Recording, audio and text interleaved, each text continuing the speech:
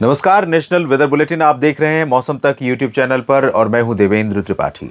दोस्तों, अगले 24 घंटों के दौरान यानी 26 नवंबर 2025 को पूरे भारत में मौसम कैसा रहेगा, आइए इस वीडियो में जानने का प्रयास करते हैं। खासतौर पर उस समय जब एक तूफान बन रहा है बंगाल की खाड़ी के दक्षिण पूर्वी क्षेत्रों पर। आप देख सकते हैं यहाँ पर लगभग मलक्का स्ट्रेट से आगे बढ़ने के बाद अब ये लो प्रेशर एरिया डिप्रेशन में तब्दील हो गया है। डिप्रेशन में और अगले 12 से 24 घंटों के बीच में यानी कल दोपहर के पहले पहले तक हो सकता है कि ये थोड़ा सा आगे बढ़ करके डीप डिप्रेशन बन जाए और इसी जगह पर south east bay of Bengal यानी दक्षिण पूर्वी बंगाल की खाड़ी के ऊपर ही ये सिस्टम तूफान में तब्दील हो सकता है। और इसी के साथ यहाँ पर जो श्रीलंका के पास का समुद्री क्षेत्र है, तटीय क्षेत्र है, यहाँ पर कम दबाव का क्षेत्र बना है और ये कम दबाव जल्दी ही well marked low pressure area में तब्दील होने वाला है।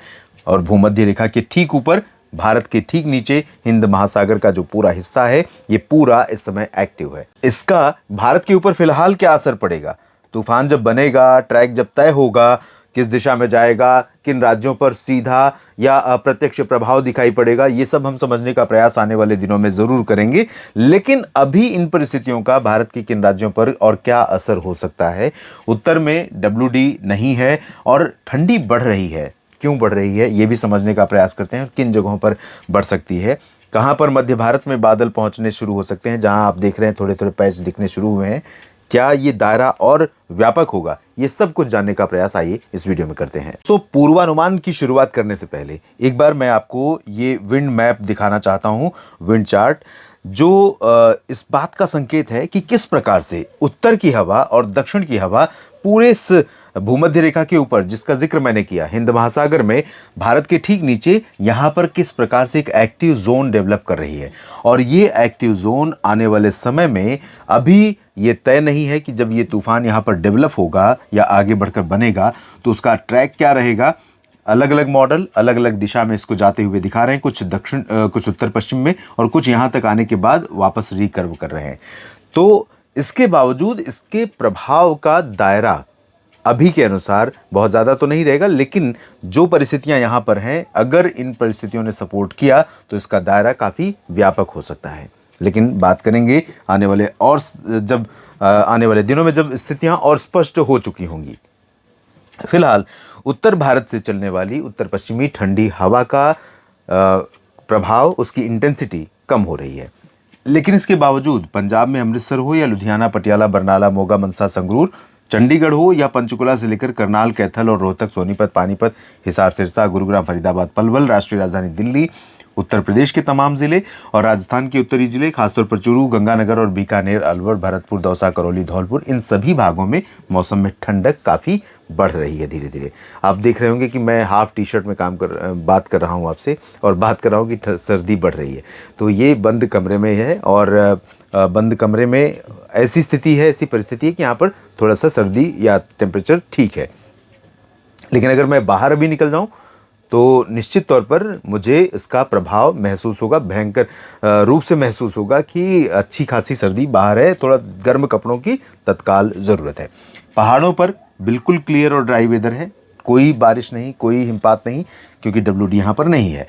तो WD नहीं होने के बावजूद जो टेम्परेचर में गिरावट हो रही है, पहाड़ों पर बर्फ़ नहीं गिरने के बावजूद तापमान नीचे जा रहा है, सर्दी बढ़ रही है, तो उसके लिए एक नई परिस्थिति का जिक्र मैं कर रहा हूँ पिछले कुछ दिनों से।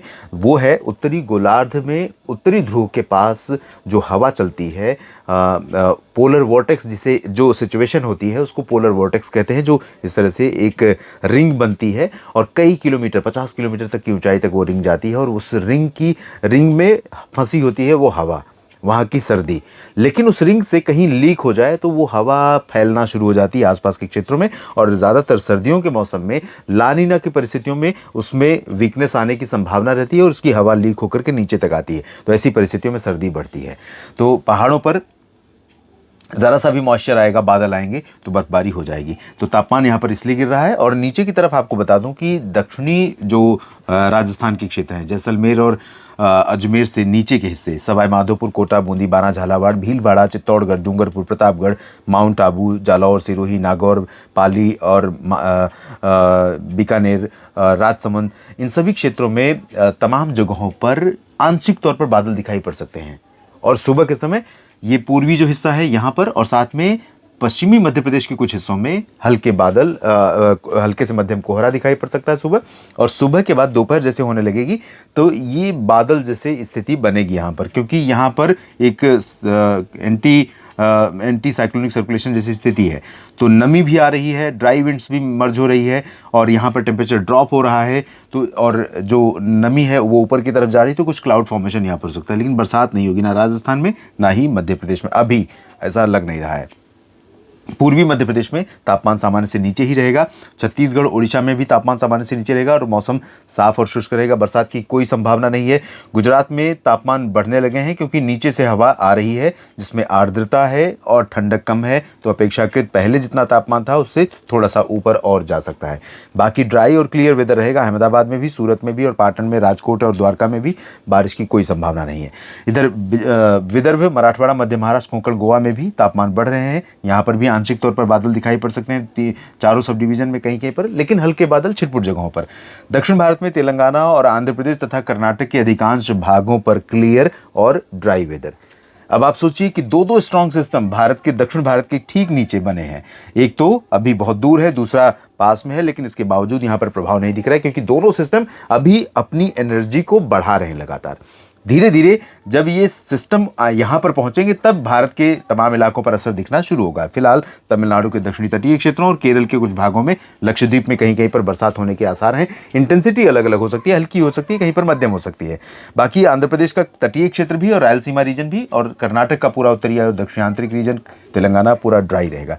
इधर बिहार, झारखंड, पश्चिम बंगाल से लेकर पूर्वोत्तर राज्यों में क्लियर और ड्राई वेदर रहेगा।